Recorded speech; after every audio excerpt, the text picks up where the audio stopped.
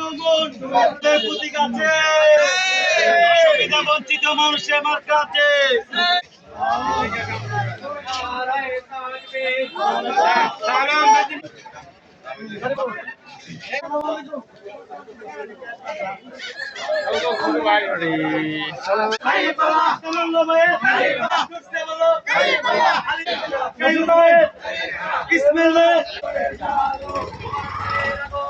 শুভেচ্ছা স্বাগতম মোরক ভাইয়ের আগমন, শুভেচ্ছা স্বাগতম মোরক ভাইয়ের সালাম নেন।